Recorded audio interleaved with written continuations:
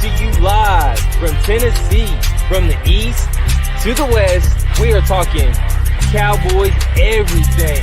And you just entered the Cowboy Zone. Welcome back to another episode of the Cowboy Zone. I'm your host, Marcus Jones, the Bluff City Cowboy, coming to you guys live from Memphis, Tennessee. And tonight, my guy Lambo still dealing with some complications from COVID, but the show had to go on, and of course, had to reach out to some of my fellow podcasters from across the country. Got Ed and Eddie joining us with Silver&Blue Cowboys Talk. So, guys, thank you for joining. Hey, thank you very much. I appreciate the invite. We're happy to be here. Let's talk some Cowboys. No doubt. We had you guys on Keeping Up with the Jones a couple weeks ago, and we had such a good time. I thought, why not the three of us just run that back? Thank you. All right, guys, I see we got people coming in right now. So everybody who's joining us right now, make sure you like, make sure you share it to your personal page, share it to your favorite page. We got a lot of good Cowboys talk to go over tonight. Of course, this is a Victory Wednesday. So we're going to do a bit of a recap of the Monday night game against the Philadelphia Eagles. And then we're going to break down this Carolina Panthers matchup, which, by the way, before we get into it, it should be a very interesting game. I've looked at this team quite a bit, and we got a lot to talk about when it comes to key matchups. All right, guys, I see we got Mark Cantor joining us. Thank you for joining. I know it's a bunch of podcasts on right now. So all you guys who are joining us, thank you for tuning in to the Cowboy Zone tonight. We got the Lunatic in the building. Says he's just getting over the Philly beatdown hangover. Definitely. We got Jack Meeker here joining us. What's up, Jack? Welcome, everybody. Yeah, the Lunatic says we call timeouts here, definitely. Oh, yeah. That'll be part of the conversation. Oh, yeah. Oh, yeah. Oh, yeah, definitely. All right, guys. So, still got a few people watching. So make sure if you haven't done so already, make sure you like this and also make sure you share it. We're broadcasting on Instagram, Facebook, Twitter, YouTube. If you haven't done so already, make sure you subscribe as well. I'm Bluff City Cowboys. Guys, before we get started, give yourselves an introduction and let people know where they can find you. Hey, appreciate that. I'm Ed Sr. Ed Jr. And combined 60 years fan experience for the Cowboys, basically. Yeah, I'm old, I know. But you can find us at Ed and Eddie's Silver&Blue. We're on Twitter, YouTube, Facebook. Yeah, man. And honestly, for us, it's just the father-son talking Dallas Cowboys football. We keep it casual. We keep it fun. It's 2-Minute Tuesdays, good game recaps. We love it, man. All right. Thank you guys again for joining. I see we got Jack Meeker always supporting, sharing to a dozen pages. Thank you, Dad. Hey. Thank you, Jack. We got our guy Eric in here from Dallas Cowboys Uncensored tuning in. So Eric Berger, what's up? Those guys keep me in line. I'm more of a film guy. They're more of a stat. They're more in the stats and PFF. So I'm sure they'll keep me in line in the comments as we move forward. All right, guys, let's start this thing off. Like I said before, we got Victory Wednesday. Cowboys defeated the Eagles. 41-21? Yes. Oh, yeah. So before we get into it, guys, just go ahead. Let's start with the offense. On offense, what did you guys kind of see that really stood out to you in terms of us getting us this victory? All right, I'll get us started. All right, go ahead. I love just the pure balanced attack that we had. I think this is probably the best form of offense we could possibly have, where things are just mixing and matching, run game, passing game. I think Dak, when he's able to hit those play actions, and, he threw for, about 80%, 280, right. 3 touchdowns, no picks.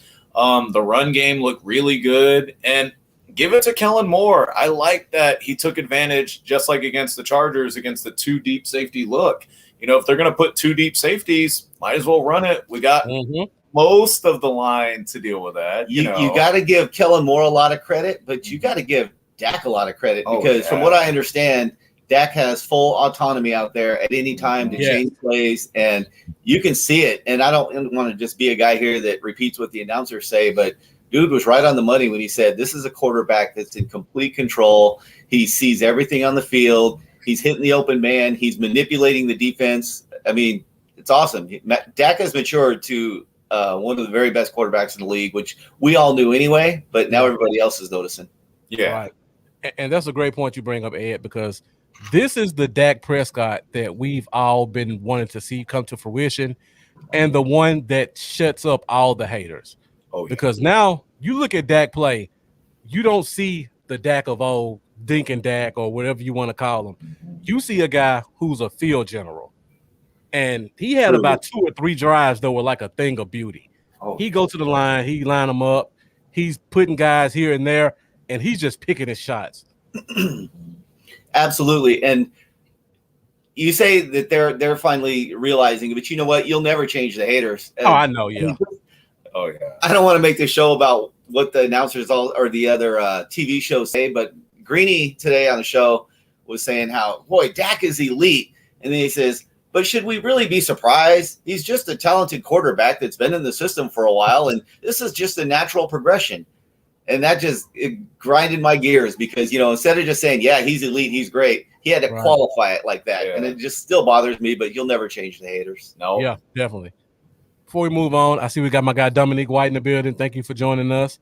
I see my guy Mendoza joining us also. I know he's probably back and forth between like 2 or 3 podcasts right now. So thank you for tuning in with us right now. Jack Mika talks about it should have been 48-14. Definitely. Yeah, that's another thing. You know what? And that's something Jack. For me too. It's just I don't even know why we have that high def camera instant replay guys in New York if you can't get the basic calls right. I mean, yeah, I get you couldn't see it the first time, but it's just after a while, it's like you see the balls clearly over the plane. How is it just not a touchdown? I don't know. Yeah. Yeah, I don't get it either. Why can't we put a sensor in the ball? I mean, it's 2021. Yeah. Bluff. Hey, let me say, there's a book back there called the Dallas Cowboys Blue Book. It's from the 1981 season. All right. My brother gave me that for my birthday back in the day. And Tex Schramm has an article in there where he talks about that very thing. 40 years ago, he's saying, why can't I think we got internet problems. we have a sensor? And you called it, man. Yeah. Yeah, I mean, just put some type of special thing in the paint, put a sensor on each end of the ball in the middle. There you go. Problem solved. Yeah, man. So, yeah. We're losing you a little bit. Oh, you're losing me? Yeah, we're all right now. Okay. I don't know if it's us or if it's me or you guys, but it is kind of. Could be us. Absolutely. Yeah. I don't know. All right. So somebody brought up in the comments, we definitely got to talk about this. Talking about Terrace Aluminum is what we've been calling them. Hey. And Jack Meeker says, can he turn to Terrace Vibranium? Great back-to-back games by Terrence Steele. I mean, one thing that stands out to me, somebody worked with him on his kick slide. Yeah. And it's even changed since the preseason. I mean, when I look at his kick slide, sometimes last year it looked like he was just shuffling backwards about to fall. Now he has a steady base. And people don't understand that's a major part of playing tackle. Getting back and being balanced. Because a lot of his problems last year were he was getting into his back pedal, but he was off balance and then use his arms to lunge, and guys would just take advantage of it. I don't know. Did you guys notice that about his new? He probably did. He played lineman, so he knows about this stuff. I'm a lineman too, so yeah. A good 30 pounds ago, I was an offensive guard, but no, exactly. It's just a lot of his kick step. I don't know what he did. Maybe he found out, some sort of off-season workout. Maybe he was working with Tyron Smith throughout the off-season, but it just clicked for him. And it was one of the best things to see because we were so worried when Lyle got suspended. We were thinking, oh man, here comes Terrence Steele again. But damn if he hasn't balled out these past 2 weeks and against good defensive ends too. Right. Yeah. And I'm guilty, Jack. I called him Terrence Aluminum last year. Yeah. I called him that in the preseason because he didn't look good in the preseason. Just a month ago, he's still looking very bad. And I was worried, but damn, he's awesome now, doing the job. Yeah, and Mark Cantor made the point that Steele changed the guy who he works with. Says he trains with the same person that Zach Martin trains with. you can definitely see the improvements. It's working. You know, we got to probably get Biotic more of that too. He probably should work with the same guy. Yeah. Right. And thanks for bringing that segue in, because that's where I was going next since we were already at O-line. I've been talking about this since May, and everybody who follows the Cowboys Zone can attest to that. I've had major concerns about our center position, not only in the backup spot, but with Tyler Biotic as well. I mean, the guy was a 5th-round pick for a reason. I don't want to take anything from him. He's a solid player, but I feel like the fan base anointed him too quickly, and there are some clear flaws in this game, and they stood out. Yeah. You want to start this one? I tell you what, I never got a chance to work it in, but all preseason, you know, we have our video about things we expect during the season, how it's going to go, what we predict. Yeah. And I've said very clearly, I think Jalen's going to have a breakout season. And I never got around to saying it, but I wanted to say, and I think Biotic is going to have a breakout season. I think he's going to really step up this year. And I would have been so wrong, and I was wrong, you know, thinking that he hasn't looked at all. No. And Hargrave, give him his due in Pittsburgh. He was like an above-average D tackle. Like, he was a solid guy to be the number 2, but man, if he didn't look like Mean Joe Green out there against Biotic, like, who is this? Like, he was bullying him, something vicious. And I think I was probably guilty. I don't know who I heard, but maybe it was a draft announcer or what. But the fact that they made all these comparisons with Biotic and Frederick, you know, they both went to Wisconsin, both around the same size, both were underrated. I thought, oh, well, he could just be a new Travis Frederick. That'll be that simple. And yeah, it's not just so fast there, my friend. Not so fast at all. Like, and I hold out hope because I do think he can improve. I do think he can wake up a little bit, but yeah, he's been getting work these past few weeks. Right. And a lot of people are in the comments talking about his injuries may have stunted his core strength training. And Mark Cantor says his shoulder may not be 100%. I mean, all NFL players deal with injuries, so I mean, this definitely could be the underlying reason, but at the same time, they all have to deal with it. And my biggest fear with that is now it's on tape, and now everybody's going to attack it. Right. And, you know, I don't know if you noticed it, but we noticed in some plays during the Eagles game, they stopped lining up over Martin. They just lined a guy up over Biotic and Williams. Right over, They didn't even bother line up on Martin. It's like, might as well just line up over them because we're not getting through Martin anyways. And it kind of worked. That's what I'm a little worried about. Yeah, I actually, when I did my game breakdown last week, I thought that they would do a lot of Fletcher Cox lined up over Biotic. And it ended up being Hargrave, like you guys said. And then at some point, they were like, screw it. We're just going to take advantage of the 2 weaknesses and Zach Martin just be on an island. But the beautiful thing about that was that's when Dak started calling those draws and made them get honest again. Absolutely. Dak the smart quarterback play. I thought Biotic looked worse against the Eagles than he did against Tampa Bay. And I barely could sleep the night before Tampa Bay, you know, thinking about school out there. But I think part of that could be that Biotic had a lot more, had a lot less responsibilities against Tampa Bay. Because after a while against Tampa Bay, it was pure pass pro. He didn't have to worry about blocking assignments. And it's a lot easier, you know, to pass block a bigger guy than it is to run block a bigger guy. You know what I mean? So it's just.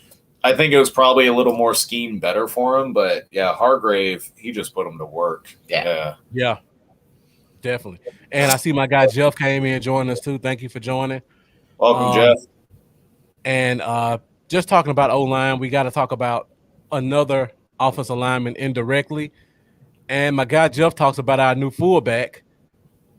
The Cowboys finally throwing that wrinkle in, putting big Conor McGovern on the field as a fullback. And they did it a couple times. They did. Yeah. I hope they continue to do it. Yeah. Yeah, I mean, especially, too, if it's a 3rd and short, why not? 4th and short. Kind of like the Domata Pecco when they used to do it with the Bengals.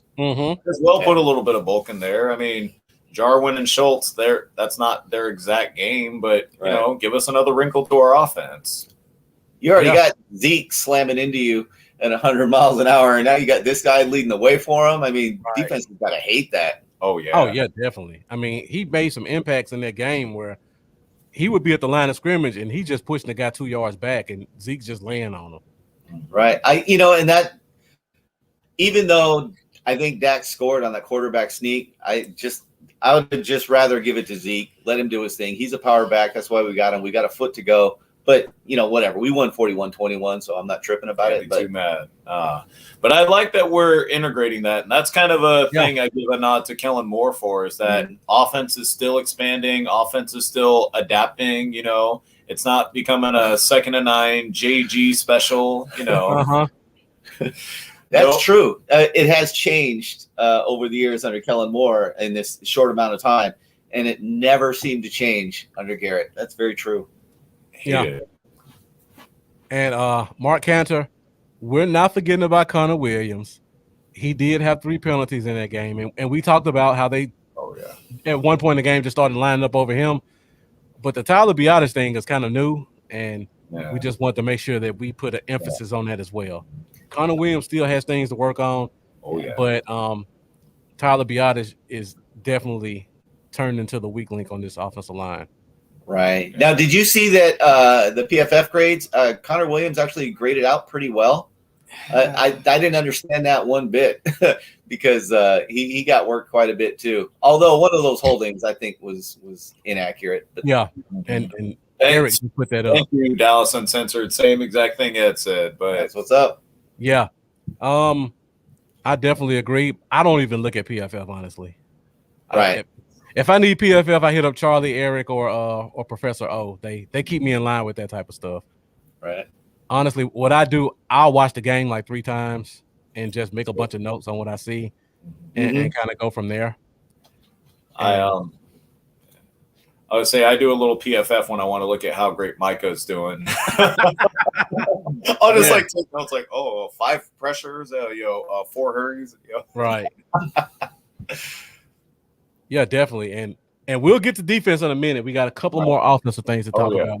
18 minutes. Shane Odom asked the question, do we have a problem with McCarthy and his clock management? I'll let one of you guys talk about that because I'll get pissed off about it. Oh, I got my hand raised. I'll do this one. Hold on. You still got rum in that cup? You got a little rum in there? I'm going to need this. You go ahead. You get some of that. While he gets the rum and gets himself going, oh, man. I had no idea what McCarthy was doing. I mean, again, if the Packers can give Aaron Rodgers 37 seconds with no timeouts, why can't we give Dak 55 seconds and 1 timeout, which is what it would have been if we would have called timeouts wisely. Again, we're not playing against little brother mercy call in Madden. We need to use our time wisely. And it only worked because we went against a bad team like the Eagles, but we can't afford to be stupid with our time management against good playoff caliber teams. It was just embarrassing. If your reason not to is say, well, what if we mess up? They might have good field position. Don't even play the game. If you're worried about what bad might happen, why even bother playing? Agree. When I think about coaching mistakes and I say, well, is that a mistake or not? I just ask myself, what would Belichick do? He'd go for it. He absolutely would have called timeouts and tried to step right in their throat. Hell, Wade Phillips would have done that. Jeez. Right. I'm just saying, that was gutless. You're a Super Bowl winning coach who's been in the league for over 12 years. I have no clue why you wouldn't have called a timeout there. You just sent us to the half with 2 timeouts when we could have at least gotten up by 3 or at least tried. Yeah. Anybody that watches our channel knows that I'm easy going, dude. I'm Mr. Benefit of the Doubt guy. Well, maybe he thought on this one, I got nothing. He absolutely was, he's a coward. Yeah. Thank you, the lunatic. Exactly. Even the ref was probably asking, yes, sure? I saw that. Timeout? Right on, lunatic. Yeah, definitely. Embarrassing. What do you think? Oh, I won't get into it too much because it really pissed me off. But we should have used the timeout after the sack because 3rd down they're going to try to pass it, and more than likely would have been an incompletion. Yeah, so we would have still right. They were trying to go for the first. They weren't going to try to run the clock out because they saw the writing on the wall. It was do or die at that point for them. Yeah. And the thing about offense is the offense has the ability to control the clock. So even if you would have burned both timeouts while Philly had the ball, the way the offense was moving, they could have thrown it out of bounds. They could have clocked it. Mm-hmm. They could have done a bunch of different things. If it got bad, they could have just taken a knee and ended the quarter. Yeah. It just made no sense. Yeah, I didn't get a chance to watch the Manning broadcast, but I'm sure he was all over that as well. Yeah. And Mark Cantor said even they called a timeout.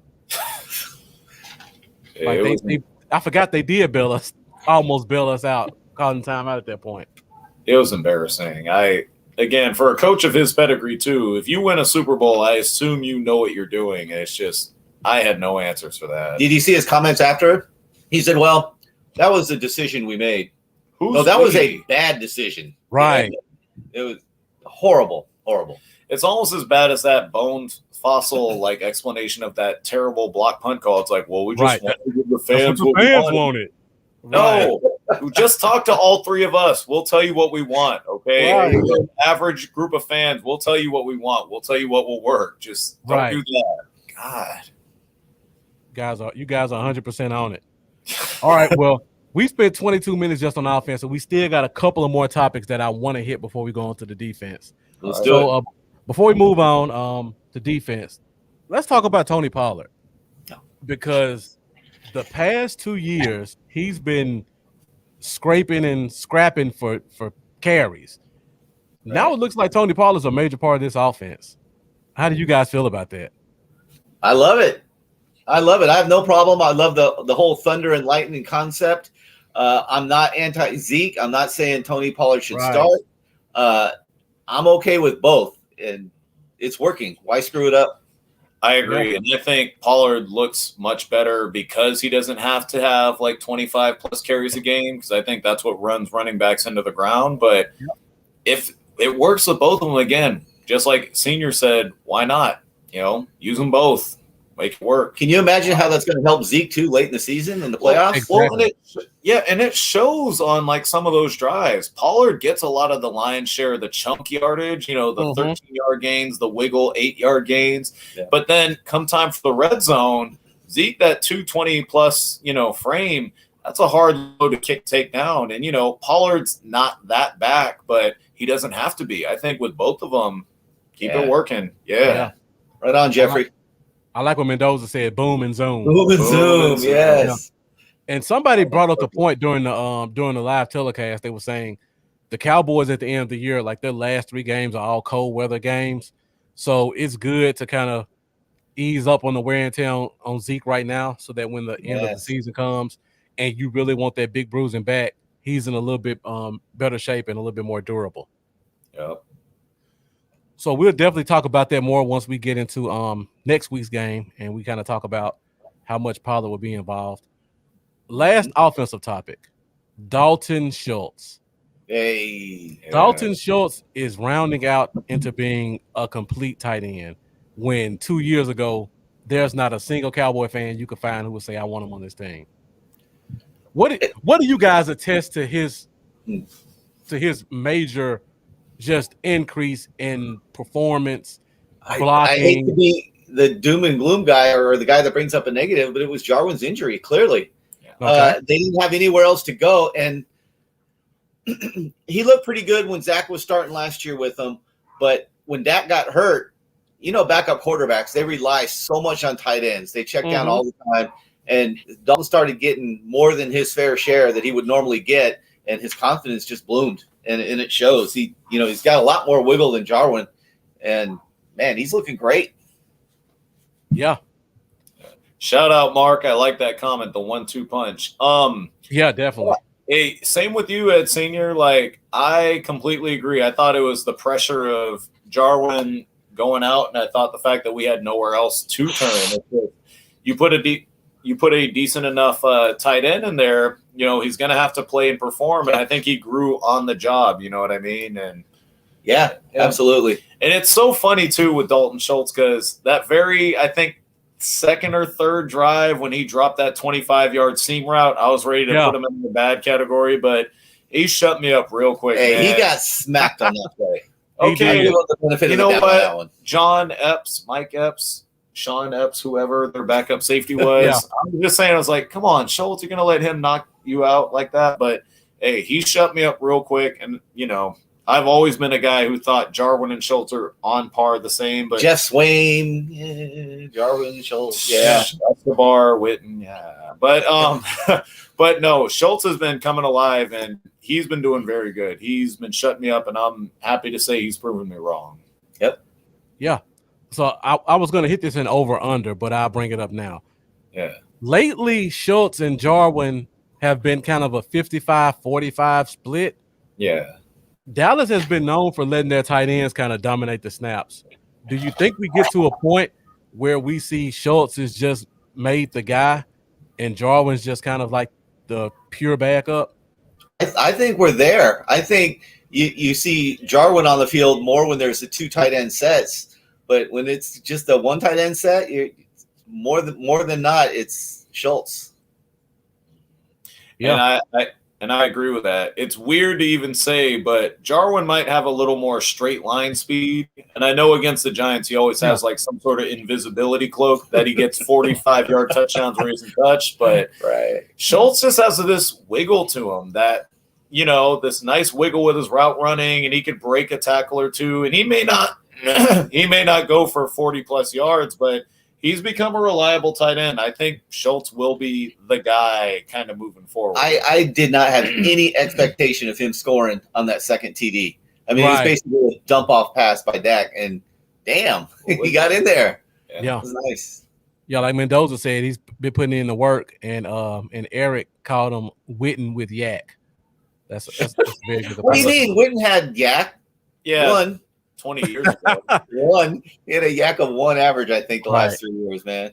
I see we have my guy West Coast in the building. So West Coast, thank you for tuning in. Definitely appreciate your support.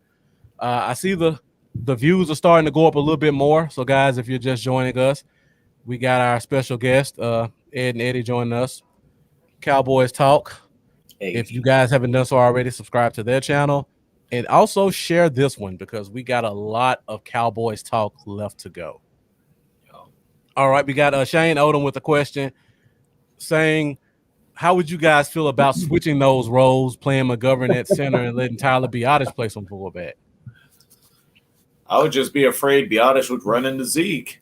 No,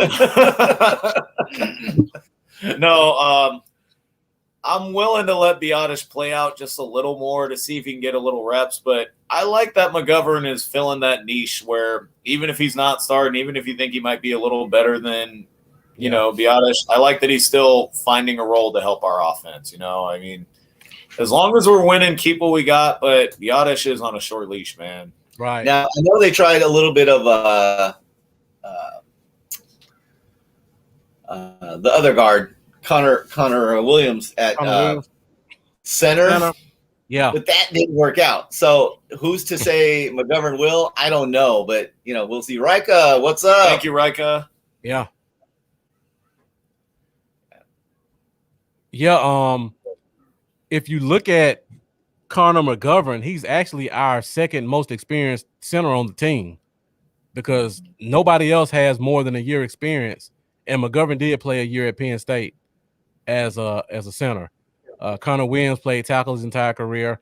You talk about the guy Matt Farniok, Wisconsin. He mostly played guard and tackle as well.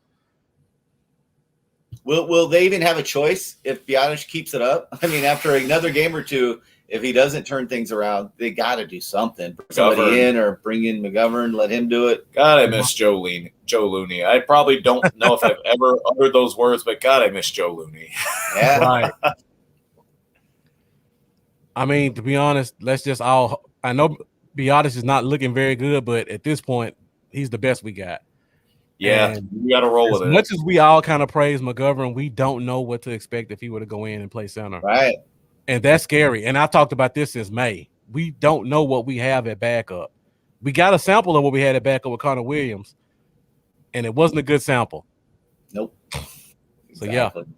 Yeah. And Mark kind of talks about they haven't replaced Brown either, so don't look for too many replacements to happen. Mark,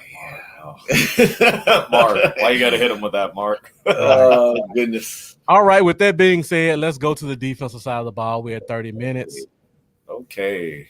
Dominique White making a comment. Looney wasn't even league average. He's not an option. I mean, not to be a starter, but we do need some depth and somebody to actually push Biotish.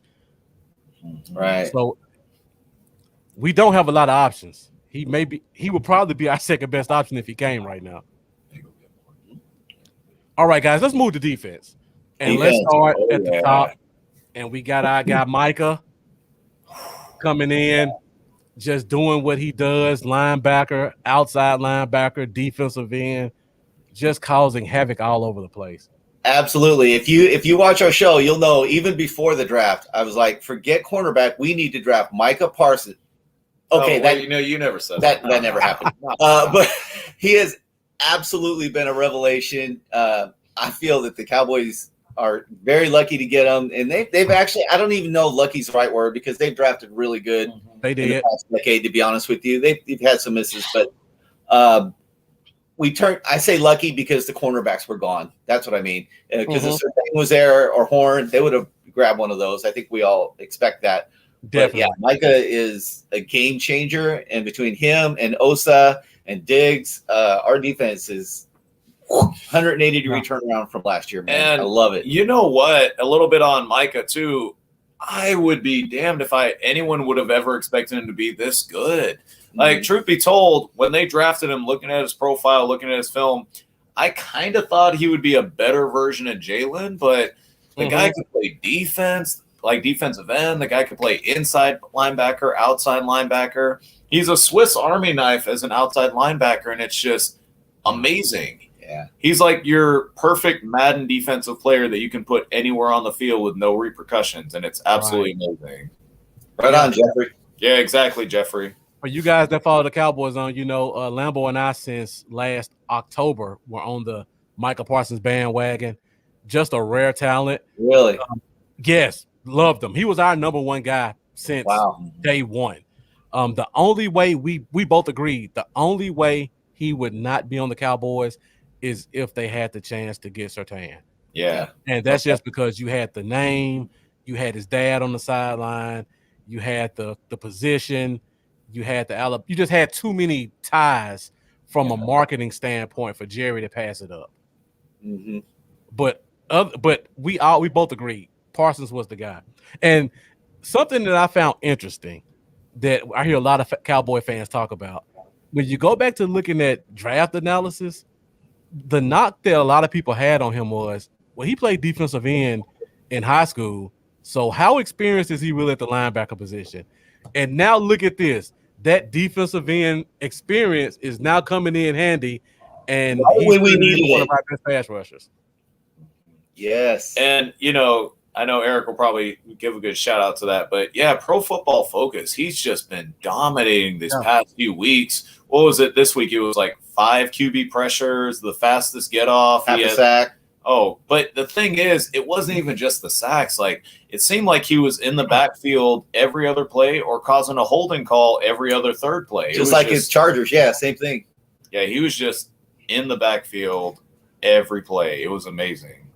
Yeah.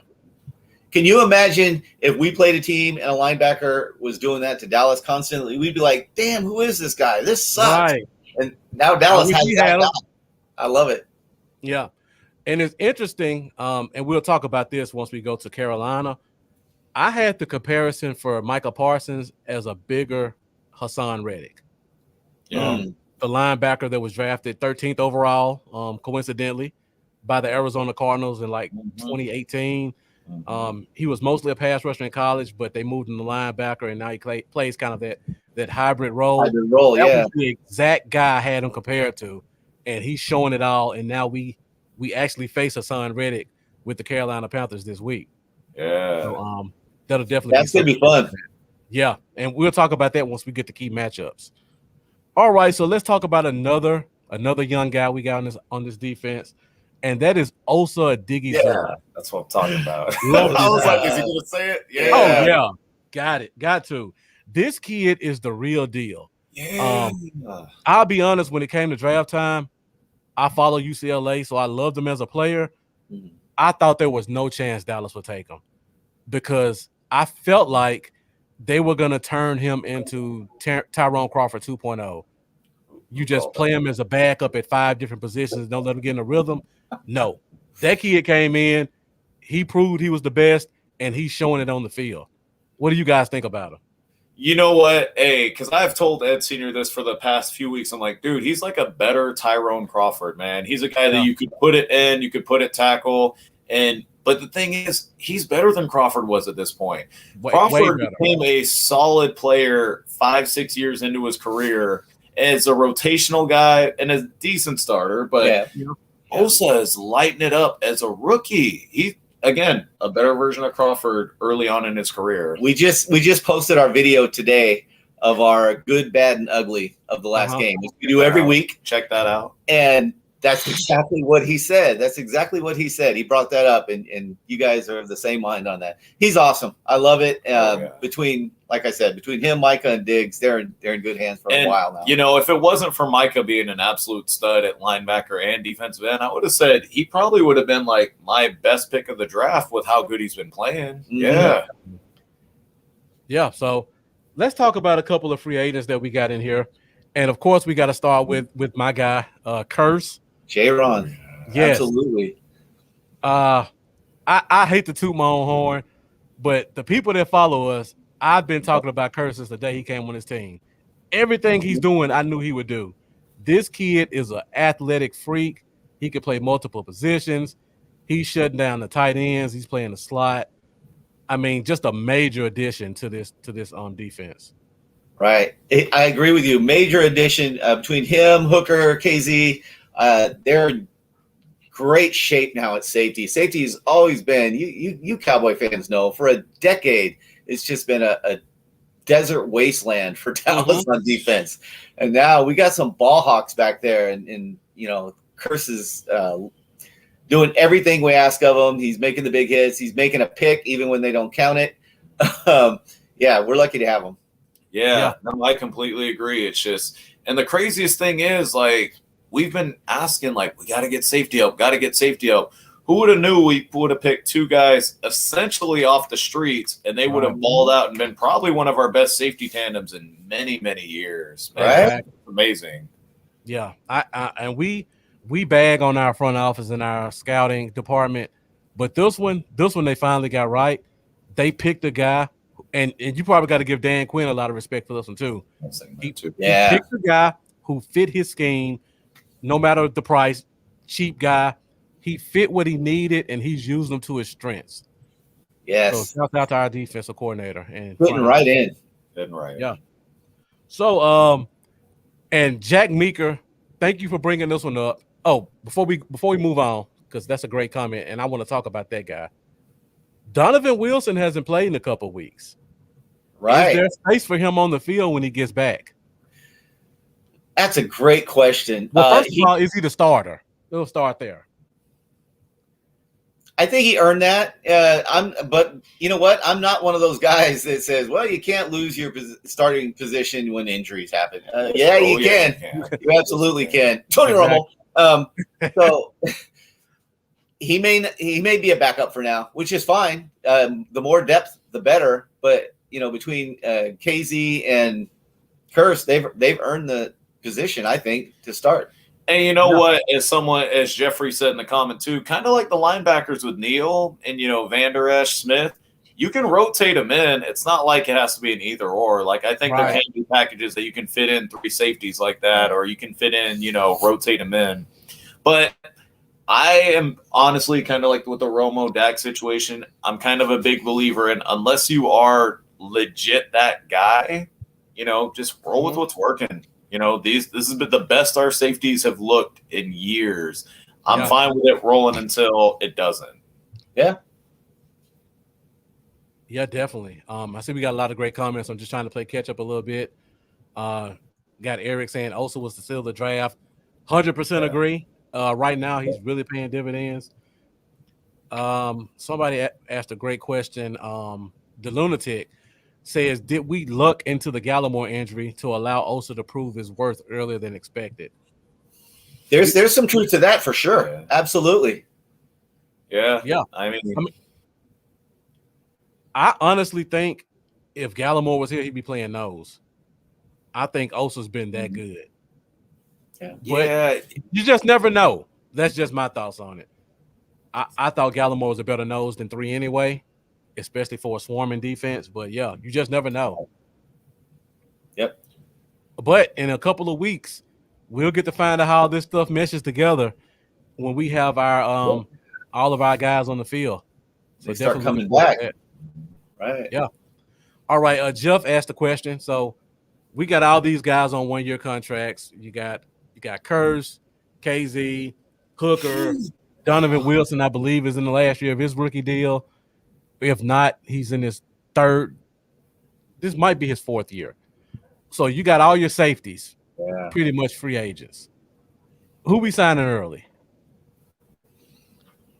Would it be bad? I know it'd probably be more riding high and riding on his accolades as for late, but Curse, he's been balling out, man. And I think more than anything that I like with him is just the fire that he plays with. The fact that he's thank you, Dominic. Exactly. Mm-hmm. The fact that he's there, makes the right plays. And, it's something we've been missing with our safety for a while. It's just it always felt like our safeties in the past were never in the right place at the right time. That's because they weren't. Yeah, I know. Exactly. That's why it felt like that. Back to those Abram Elam days, it's just like, Jesus, why is our safety out of position? Why aren't they there to make the stop? Curse is just always happens to be at the right place in the right time, whether it be due to experience, scheme, or what have you. But I feel if any of our safeties as of now have earned that contract, it'd be him. But I will also say it's only 3 games so far. Yeah. Anybody can get hot for a short amount of time. Good point. So let's, we got to let it ride out a little bit before we get, too serious about the contract. But Curse is looking great though, for sure so far. Yeah, Dominique says Curse, KZ, Hooker in that order. Sure. Yeah, I'm with it. Exactly. I agree with you. I was going to say Hooker's the odd man out probably, unless he just, starts really showing out.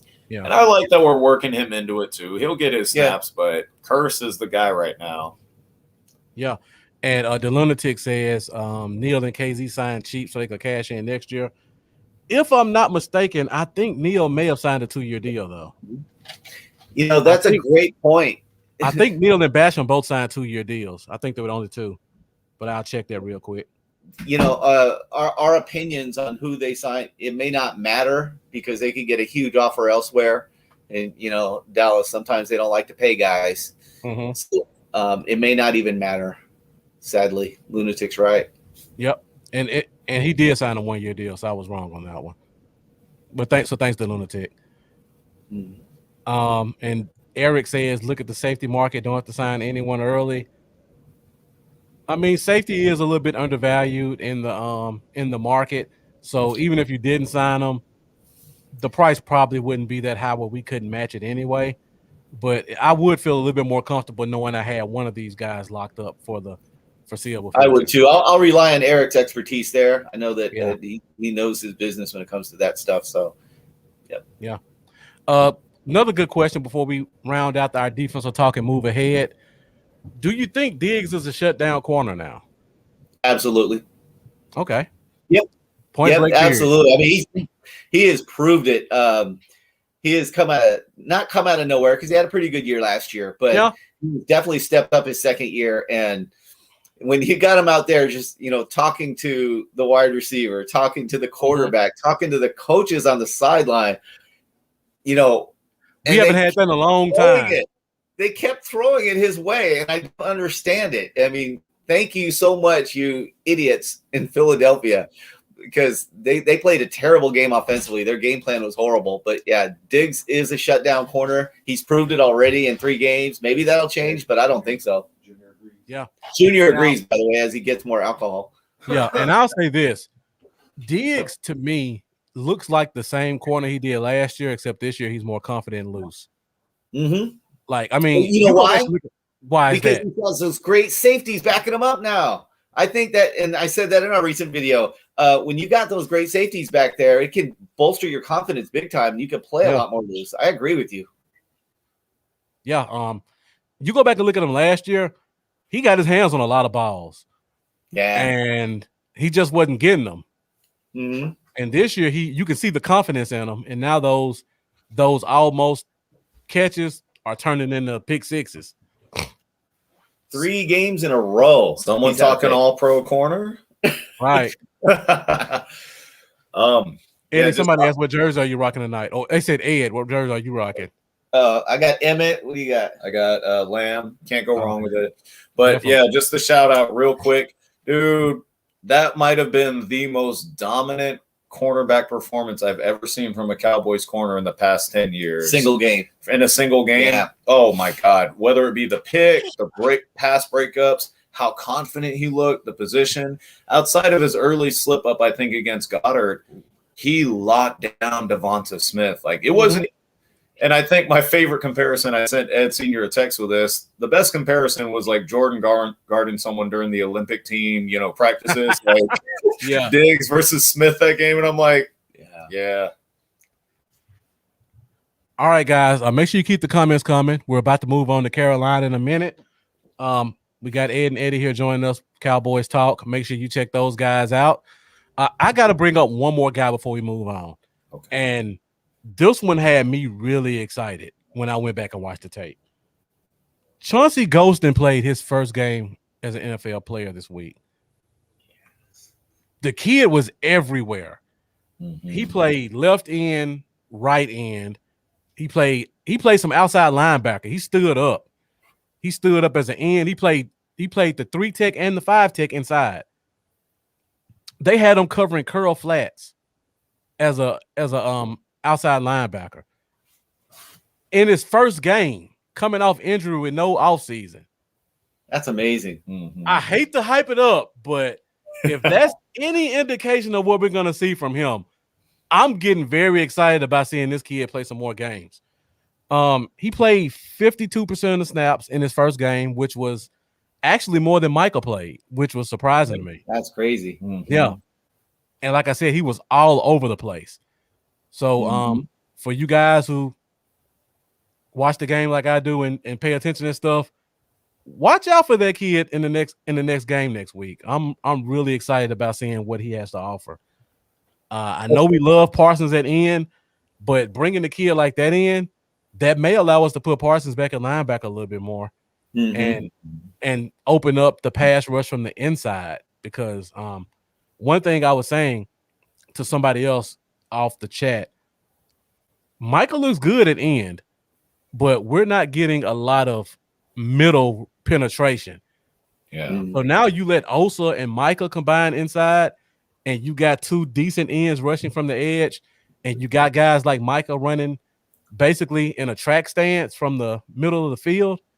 Now you really got a pass rush that people have to fear. Mm-hmm. Yeah, Golston was awesome. The whole D line really was. Yeah. I think Brent Urban made a good showing. He did. Damn, Gregory. The numbers don't bear it out, but he was just constantly in Hurt's face, putting on big time pressure. The whole D line played wonderful that whole game. But yeah, Golston was a really, really nice surprise.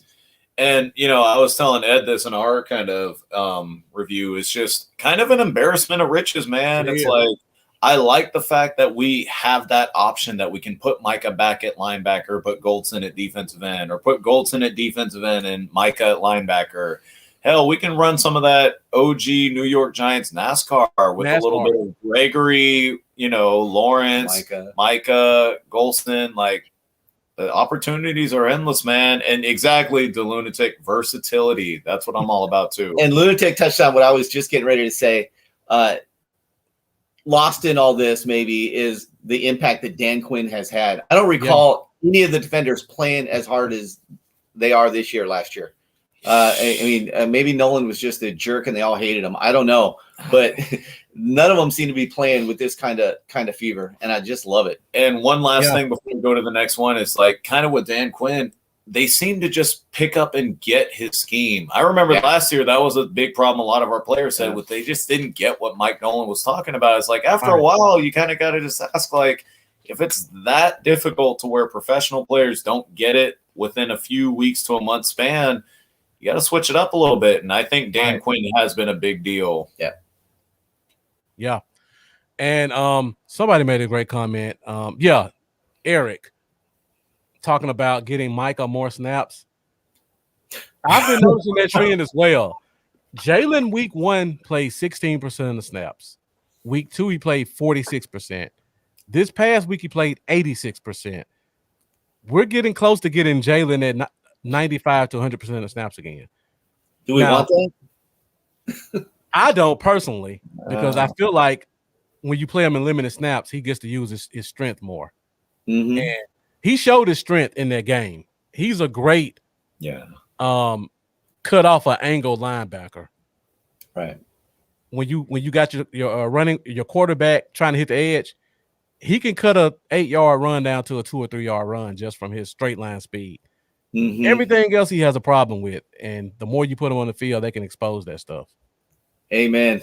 You called it, Marcus. I think he's doing a little better in his zone drops this year, though. To be honest with you, I said before the year started, he's going to be my little comeback player of the year. I think he's going to have a bounce back year, but there's still some plays in the game where I'm just like cringing a little bit, Mark, which, by the way, Mark, thank you for hitting that perfect. Like the jumping on the pile when we're up by 17. It's like, ease up, bro. You've been here for about 4 or 5 years now. Hey, you guys on Twitter, you saw the picture somebody posted of Jalen leaping to try and block a pass that was already 5 yards past him, and it looked cool in a photo where he's flying, but someone said it's fake hustle, and that was a good example of it. Well, I think like y'all said, I think when you put him in his limited niche at this point in his career, I think he's great. And I hate saying it because he was our first-round pick, but even with Van Der Esch, I think when you put him in his limited niche of that middle drop zone or kind of spy or blitzing, I think he can be effective, but it's just one of those – I think it is kind of a changing of the guard with those two, with Micah being so good and hopefully with the progression of Jabril Cox, it's just I think – it probably will be a changing of a guard eventually with those two. Yep. And to close it out, Jabril Cox only had 4 snaps in Monday's game. So as much as we want it to happen, it's not happening anytime soon, fellas. I'm sorry. Hope, man. Yeah, maybe there's something that they're seeing in practice that we don't see. He's just not picking it up or something. Yeah. Because, that has to be it. It has to be because it was a 41-21 game. That was a perfect opportunity to get them some run, and they just didn't. So, and to give the others their props, I could imagine 4th-round pick Jabril Cox not being better than 1st-round pick 4-year pro Van Der Esch, 5-year pro, former Pro Bowler Jalen Smith. I get that. Yeah, and one thing I give Jalen credit for, because people do kind of rag on him a little bit, I saw him making some calls in the game. A little bit better than he used to do, because we all saw the tape from last year where Sean Lee said, well, if you don't know what to do, just call this. And Jalen was actually like moving defensive linemen and putting them in gaps, and he was telling cornerbacks and nickelbacks, this is where you need to be. So I'm really feeling good about seeing him do some stuff like that. So I saw that too. Yeah. He's definitely showing us some improvements, but I still don't want him more than 60%. Yeah, 80%. Let's not do that. And the Lunatic saying this is Micah's defense, not D-Law's. Thought it would happen later in the season. The way things are going, we'll be having a discussion in the offseason about how much can we save by cutting or trading D-Law and what happens next. Well, we'll see. Maybe D-Law comes in and just balls out for the rest of the season. Maybe he's got a little fire under him now. Yeah.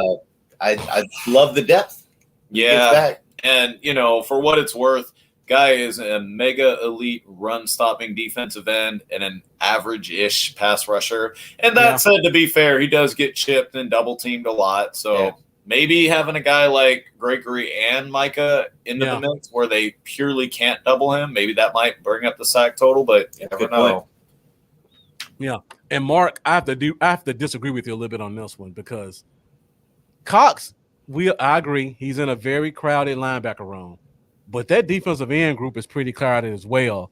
And Ghostn came in as a rookie with no training camp, because we all thought he was going to PUP list because he was out the whole time. He came in his first game, and he was our 1, 2, 3, 4, 5.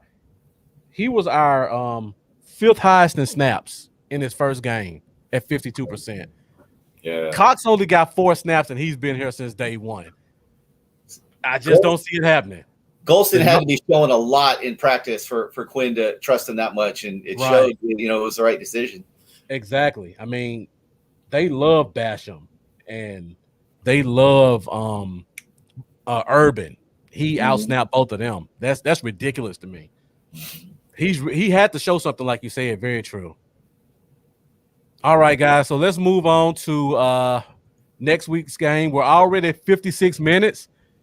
I thought we would only be an hour, guys. I hope you can stick with me for a little bit longer. As long as you need. Okay. I'll still try to go through this quickly. The views are still pretty steady. So, guys, thank you for rocking with us. If you haven't done so already, once again, make sure you like this. Make sure you share it. Share it to your personal page. Share it to your favorite page. We're about to talk about these Carolina Panthers.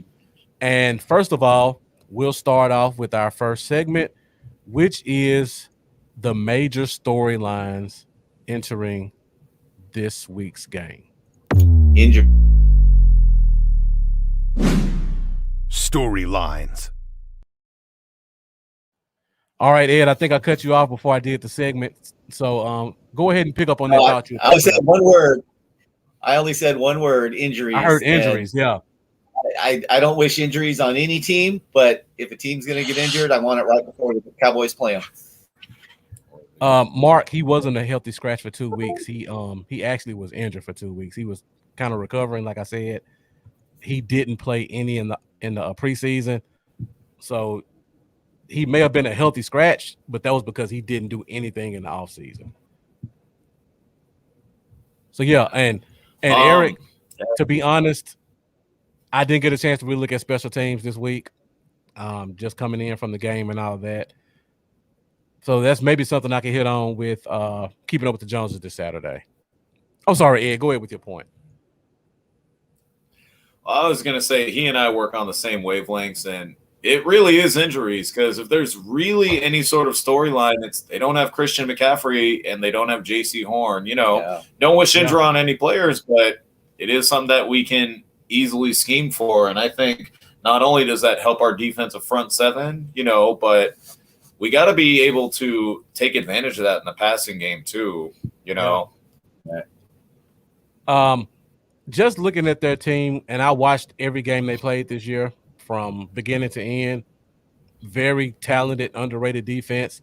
Somebody made the point about they picked on some lesser talent, talking about weak opponents and quarterbacks. That could be true, but I'm just looking at it from what I saw. They have some players over there, and we're going to talk about that with key matchups. So J.C. Horn, even though he was a rookie, he was a big part of what they did in their defense. Like they built their team to press at the line and let their front four just kind of do work. And they just lost that with Horn. And they do get A.J. Boye back, I believe, this week. But, I mean, what is he at this point? Yeah, right. 9-year vet. Yeah. And Mark Hampton said, yeah, they did make the trade for C.J. Henderson, which is another storyline for them. Do you guys think he plays this week, coming in as a young guy? You think that he's forced to play? Yeah. With the injuries? Yeah. And 100%, because he was a former first-round picker, I believe. And, at that point, you just find a spot for him. Like, even if he doesn't know the scheme, even if he doesn't know kind of the system, it's like, look, man, play on the island here, play in this middle zone here, play on the deep third here. Just find wherever you can fit in. We'll tell you the very basics of what you got to do, but just we need you out here. And that's what I think they'll do with him, too. I don't mind the move, but I think in terms of matching up with us, I think it's still a tall task for Lamb or, Cooper. Hey, can I talk a little bit? No. Because that's exactly where I was going. They want to play press. Oh, please do. Please do. They're going to play press, though. We can talk about that, but they're going to press. That's a part of their scheme. They have to press. Yeah. Bring it on. With Lamb and Coop, I don't fear that. I really don't. I agree. And before we get into the matchups, I was just going to say, it's funny because when we were talking about their defense a little bit earlier, it kind of reminded us of us a little bit in terms of they spent nearly a whole entire draft, might have been the whole draft on pure defense, and got a lot of young guys filling into the system. And it's been working, as you can see, because they're 3-0, but yeah. I hate to make this comparison, and people, please don't kill me for this. They remind me of early 2000 Ravens in how they run their defense. Not saying the talent level, just the style. The style. They got two big athletic, freakish athletic D tackles. They got two no-name ends that can pass rush. They got a do-it-all linebacker. Then they got their general in the middle of the field. And then their corners just play man. And they got a safety who's all over the place. So I'm not calling them the Ravens. I'm just saying the style of play and the way they build their team, it looks real Ravenish. Yeah. Interesting. Yeah, I can see that. Yeah. And we'll talk about that once we get into key matchups. And I'll go through some of these guys. I just kind of mentioned the traits. So we talked about C.J. Henderson. J.C. Horn's out. Christian McCaffrey's also out. They're relying on the rookie Chuba Hubbard to come in and kind of fill his role. Do you guys have any fear with him in terms of their offense? No. I didn't have a lot of fear either for McCaffrey, although I had a lot of respect, and I knew that was something that the Cowboys would have to kind of build their defense around. Stop. I mean, dude's a potential MVP candidate, outside maybe, but still, he's legit as it gets when it comes to running backs. Not having him in there is a huge blow to their offense. I don't care how good that rookie is. Watch him go for 200 now because I said that. But I'm not too worried about him. No. Yeah. No, and kind of similar as what Ed said. It's just he might have a good showing. He might be a solid stud. He might be great for all we know, but he's not run CMC, and just that alone is a huge boon for our defense because anytime you're not facing a healthy Christian McCaffrey, you're doing much better than before. And two things I say about him is he's a rookie. One of his weaknesses coming out was pass rush. He's a great runner of the ball. He's an okay receiver. He was horrible at pass rush coming out of Oklahoma State. So if you can't threaten us with the out of the backfield catching to keep the defense back and you can't pass block, you're going to be in some trouble. And Mendoza, they did sign Royce Freeman. Also, kind of a journeyman guy. I guess he could be your pass blocker, but he doesn't scare me at all. And Mendoza bringing up a name that I'm very familiar with, Keith Taylor, cornerback out of Washington. Guy I love coming out of the draft, 6'3", 4'4" guy. Mendoza, surprisingly, they did not use him at all so far this year. And he's a height, weight, speed guy. I guess kind of like we talk about with who's our Nashawn Wright. Nashawn Wright, yeah. That Keith Taylor's in that same mode as him, except he has better feet, and they haven't used him so far. So that'll be an interesting guy to kind of keep an eye on. It'd be interesting to see Nashawn Wright and Kelvin Joseph this week for a change. We haven't even seen them out there yet.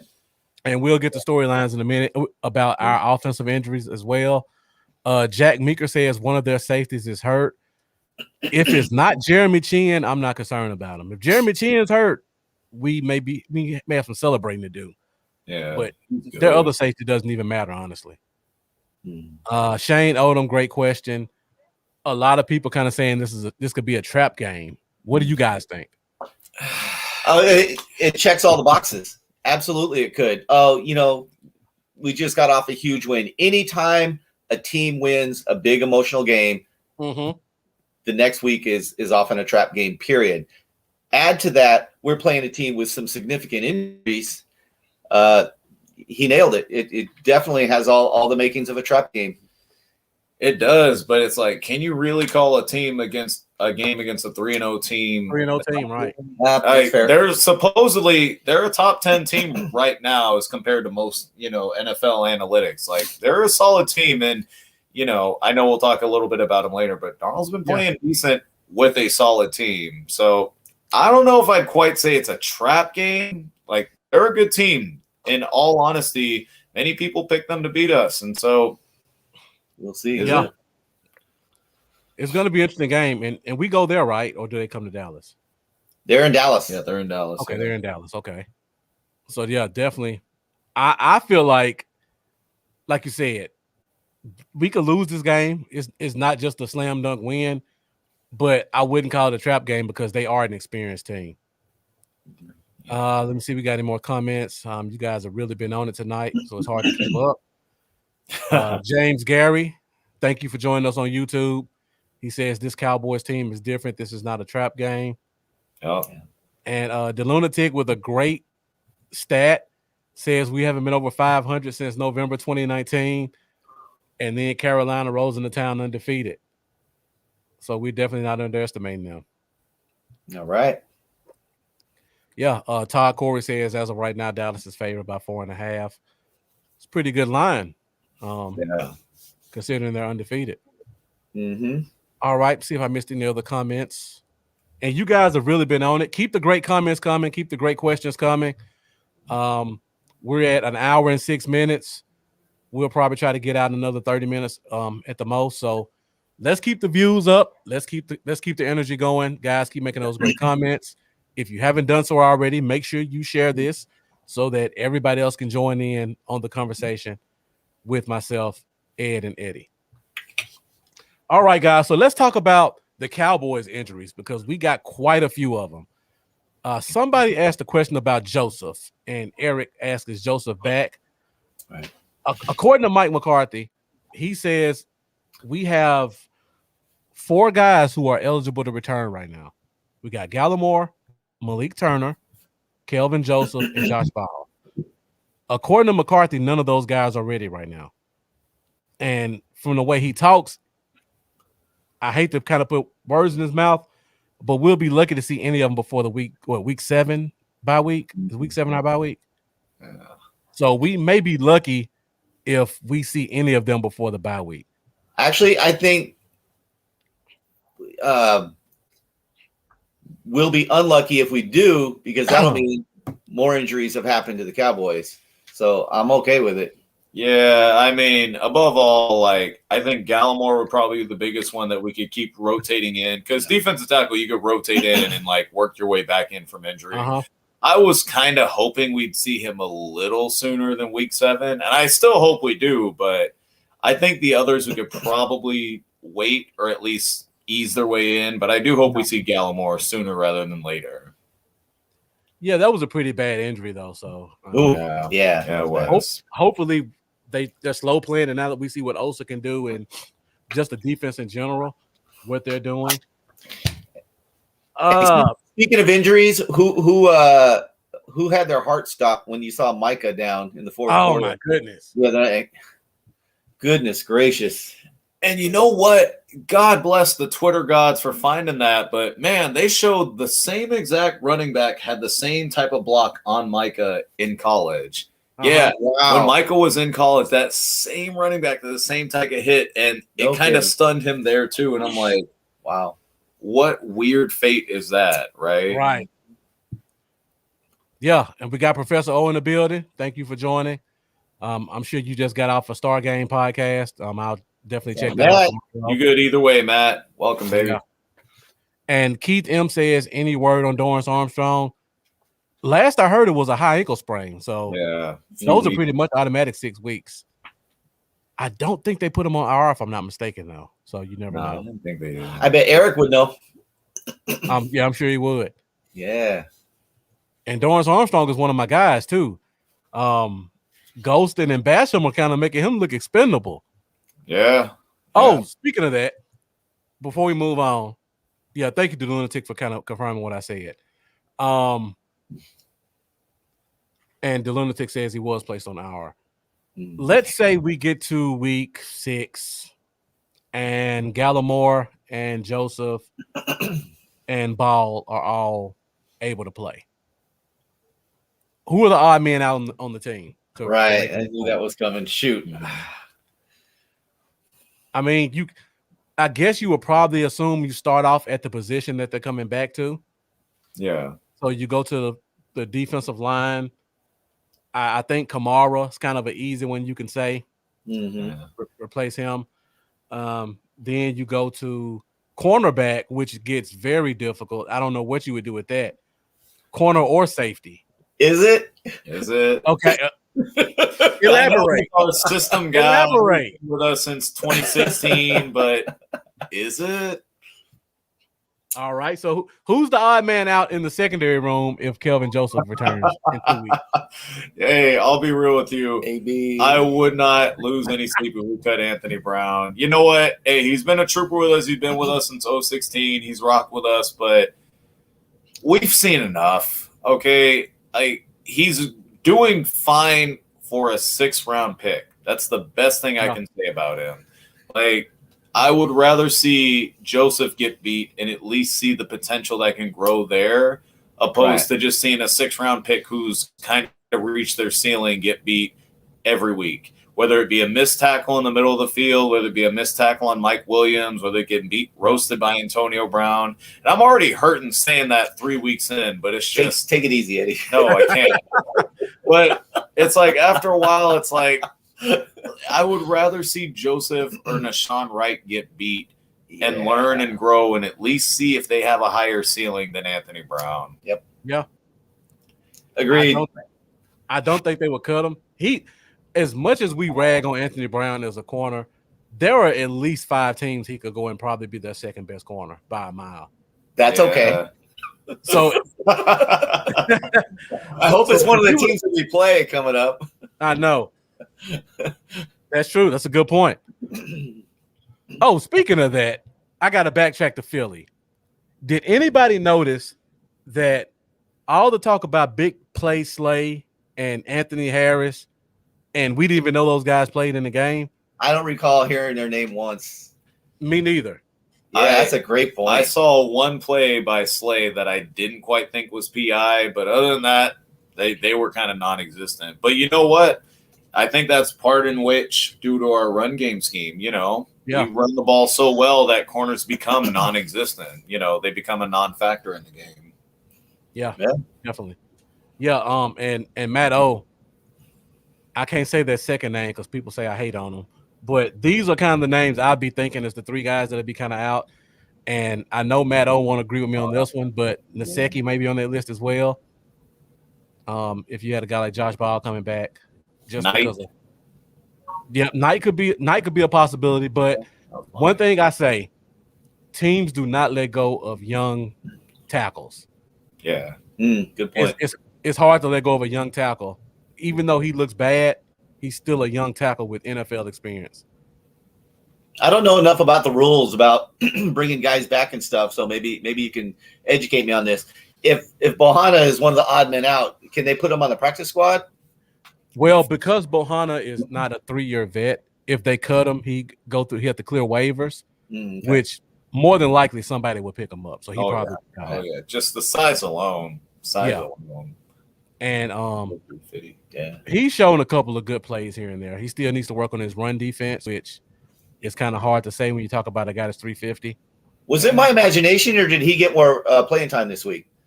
Oh yeah, I mean it was out of necessity because Watkins was out. Yeah, he let me pull it up real quick.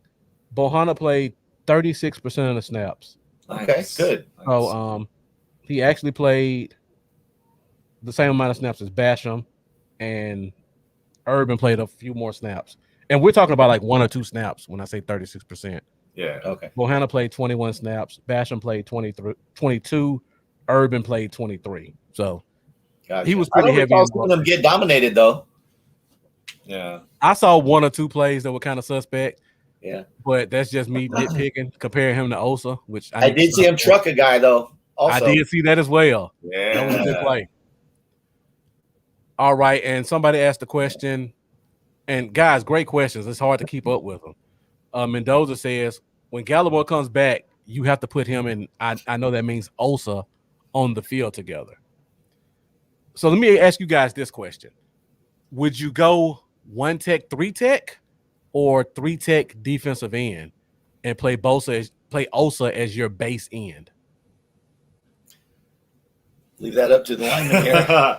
I mean, depending on the scheme, I always have been a fan of a 4-3 more often. Like, I would prefer Gallimore because he is a solid 320, 330 defensive tackle, depending on the season. I like seeing him at the one tech, and it feels weird because due to injury, we haven't been able to see him grow quite as much as we would have liked, but I like Gallimore at the one tech, kind of the nose tackle. I like, Osa at the 3 tech because Osa can ball wherever you put him. I think he'd be good at the 3 tech.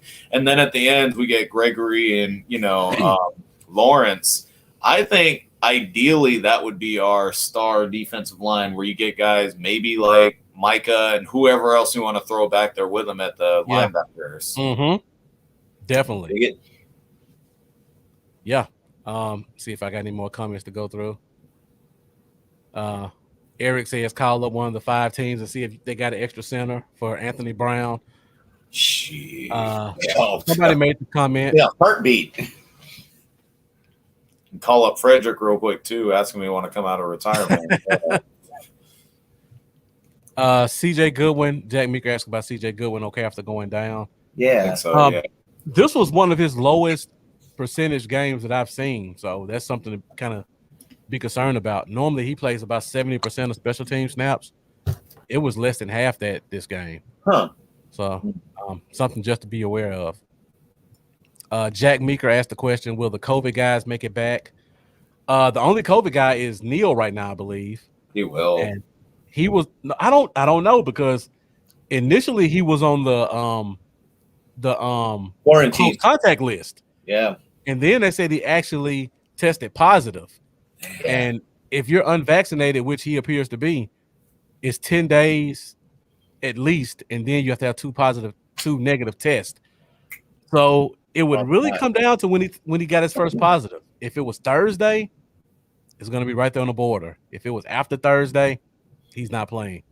Yeah. And if he actually had it, will he be weakened a little and not be as effective? I don't know.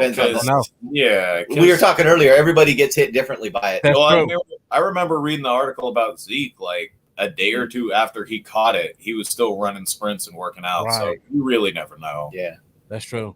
Because, I was talking about my own personal experience. If my fever didn't go slightly above 100, I would have never known I was sick. Right.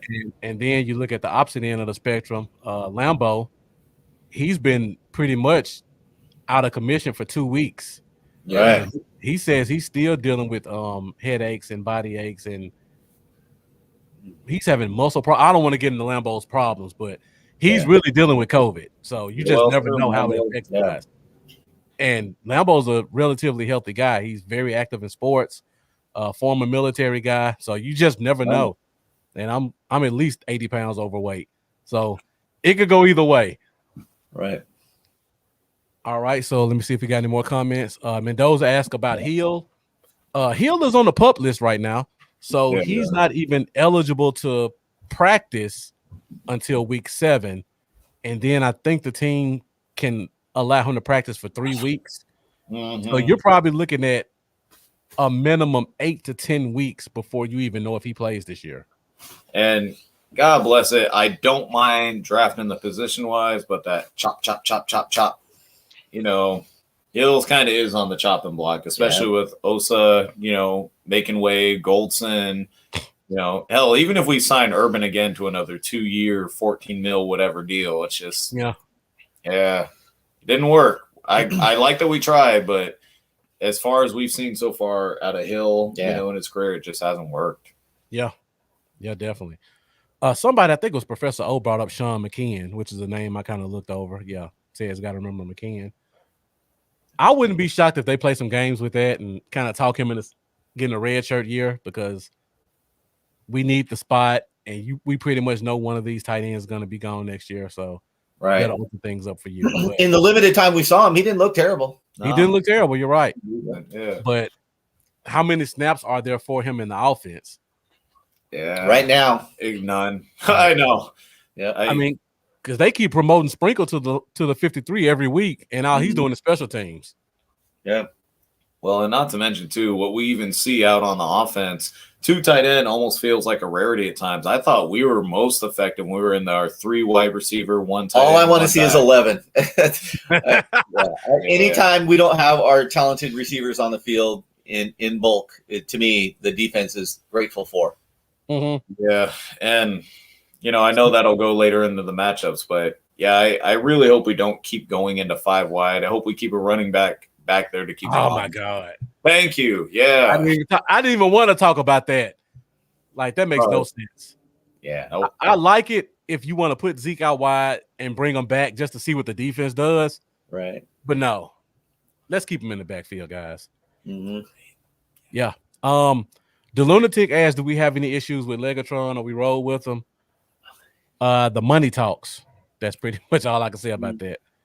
That's a fair point, but again, he missed another extra point. He did. You know what? I text him that night when he was like, when we were watching the game, I was like, it wouldn't be a Cowboys football game if we didn't miss an extra point. I'm just like, after a while, like Legatron, how many weeks do we have to suffer through this? You're a veteran. You've been there. You were a near Pro Bowl level guy in St. Louis in your heyday. Do we really need to go sign Kai Forbath and, just like, what do we got to do? Because I don't know. Yeah, and Professor Oak asked a great question. He says we can't call a sprinkle anymore. He has to actually be on the 53. Well, the rule actually says you can call a guy up, I think it's at least 3 times, and you don't have to cut him to put him back on the 53. So you can bring Sprinkle to your team, put him back on the practice squad, label him as one of your untouchable 4, and then nobody can take him. The catchy is now that we've brought him up our max limit, now we have to actually cut him from the team, which he's a veteran, so he doesn't have to clear waivers, but it completely takes away Dallas's ability to control where he goes, because when he's a free agent, anybody can come with a contract and he may just take it. So it really just comes down to how loyal you think he is to the team, which, again, money talks in every situation. Oh, yeah. Yeah. So he can be brought up from the practice squad, but if they don't keep him there on the 53, he'll be cut. And Eric kind of backing me up, he's not going anywhere, just contract. I think we signed a kicker to the practice squad, if I'm not mistaken. Yeah. They may bring him up and let him compete, but Legatron's not leaving. Do you guys think it's injury or just him just in his own head? You think it's mental or physical? Ooh. I'll say it first, both.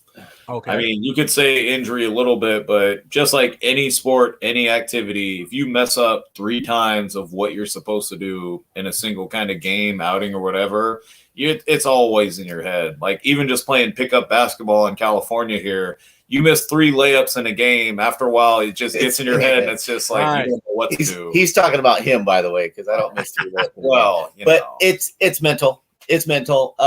Pro sports is a high-dollar business. You're usually not on the field if you're injured, if it's something that can affect what you do. So, if he broke a finger, he could be out there. But, when you got back issues, if there was any lingering effects of that, he would not be out there. I don't think. I think it's purely mental. Anybody out there in Sacramento area, by the way, look us up. Come hoop with us. Who's the better player between you two? Okay. Yeah, at least you're honest about it. I got the experience and I got the guile, but I can't compete. The height, strength, skin color, etc. Hey. All right, and with that one, we'll move on to our next topic, and that is our key matchups to this week's game. Wow. Key matchups. All right, guys. So this one is one of my favorite parts when we talk about some of these players on these other teams. What kind of makes guys like us stand out from the fans in general is we do a little bit more homework than other people. So we're kind of a little bit more familiar with some of the key players on other teams, because a lot of our fans will get that tunnel vision and they'll think everybody on our team is the second coming of Jesus, and nobody else's players can compare unless you've seen them on a commercial. So this is where we talk about the real depth of other teams. Jeff, I'm going to save that one because I want to talk about the trenches first, because this is where the game will be won and lost at. And Mendoza is definitely hitting on our first one, which is the most important one. My favorite defensive player in the draft last year, Derrick Brown out of Auburn. This kid is a monster. 6'3", 340, super athletic. He is a one-man run defense. Like, this kid shuts down the run on his own. And based off of the last 2 to 3 weeks, he's probably going to be lined up head up with Tyler Biadasz. Right, and that is my main concern. That we talk about McCaffrey and the other injuries that they've had, but none of that matters if he's wrecking the middle of the line. That will ruin everything Dallas tries to do. And Biadasz has literally gotten worse every week so far. Yeah. That is a key matchup and is a very, very serious concern of mine. That is my biggest matchup in this game. How much of a game wrecker he becomes, because I think he can shut the run game down by himself. Mm-hmm. Well, I'm thinking this is just really me wishful thinking, hoping Kellen Moore has a good way to scheme around it, whether it be the rounds, whether it be quick screens, whether it be anything, because there's every now and then with Kellen Moore where he'll get into those games where he'll just call like a perfect game, and it's like, man, where has this been? Why can't he call that?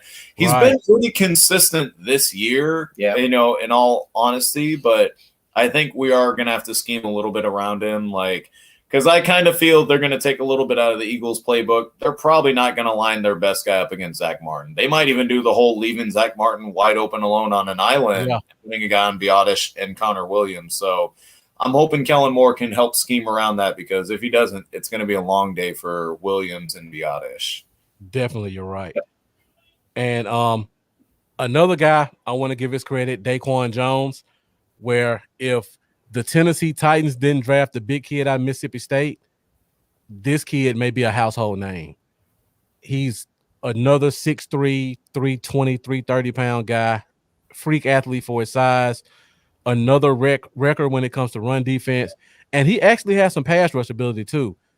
And he is a big-time hustle guy. Like, for a one-tech, he gets about 40 to 50 tackles a season, which is ridiculous if you know what the run tech does in a game. So they got some big, high motor, high effort guys clogging up the middle of that field. Right. And we have kind of missed that on our defense for a while. We've had some pretty good guys in the interior line, but that high motor stuff, it reminds me, Osa kind of brings that. Yeah. And you described him perfectly. And again, another concern for Dallas, they can scheme around one. Can they scheme around two wreckers in there? Mm-hmm. Yeah, that's hard. And that's why go ahead. I'm sorry, Eddie. Go ahead. My bad. And that's why I'm thinking. I'm hoping the scheming with Kellen Moore and play action and all that will work too. So I think if you keep them flat-footed, keep them honest, I think that's when we can hit them hard, especially with the loss of Horn. But do you remember Week 1? They didn't even bother. They didn't even bother running up the middle. Yeah. Barely bothered running at all. Kellen Moore. And I saw we had my guy West Coast in the comments earlier with this run the damn ball committee. I feel like this is one of those games you're not going to see it that much. I'm sorry. Those two guys are stout inside. Yeah. And Rika had that whole article about that. And this game fits perfectly. The don't even bother, you know. And Mendoza, one of his draft guys, Davion Nixon's also on that team on the bench. He actually hasn't played a lot because their two D tackles, even though they're big, they're playing like 70% of the snaps, which is even more ridiculous when you look at how big they are. Right. And they still keep that high motor throughout the game. Matt O talks about the pass defense is number one in pressure. And then he says they're a blitz-heavy team also. This takes us to our second key matchup. And to me, that is Hassan Reddick versus insert offensive lineman, because they play him everywhere. When you talk about them blitzing, Hassan Reddick, like I said earlier, he's Micah Parsons. He's a linebacker, great pass rush moves, and they let him take advantage of it. And I think it's kind of going to be like a little bit of scheme, but also too, just I think that does play a little bit in our favor because one thing Zeke is highly underrated for, and he doesn't get enough shine for, is he is a very solid blitz pickup running back. One of the best. Yeah, like he does a great job at just sticking his nose into the blitz, and he does a great job at just sticking with the linebackers. And that's one of those weird things where it may not show up on PFF. It may show his pass block rating is a little low, but I swear, every time we watch our games, anytime he's going in for a blitz pickup, he does a pretty good job at that. So I think that'll fall kind of more on Zeke on some of those plays. Yeah. Agreed. Yeah. Yep. I don't have anything else to add. I agree 100%. Okay. Yeah, and so we go to the second level, and somebody brought up the comment about – let me find it. And you guys just bringing so many great comments, it's hard to keep up. Keith M, thank you for joining. And I see I got my guy Nick's in the building, probably fresh off the start. Nick, what's up? Still waiting for your follow on Twitter, baby. So if you guys haven't done so already, make sure you go to Star Game Podcast and follow them. Great weekly show. Also, great Facebook group, very interactive. So check those guys out. Keith M says, run Pollard on the edges and on screens. Oh. That takes us to our next key matchup. And that is a guy Matt O says is really good too. Super athletic linebacker Shaq Thompson. Eddie, you got something to talk about him? Oh, I do. So go ahead, everybody. I went to Rosemont High School in Sacramento. I played against Shaq Thompson when he was on the Grant High School Pacers. Yeah. State champion Grant High School Pacers, and the dude was an absolute stud back then too. Running back, do-it-all gadget player, and he shredded our defense.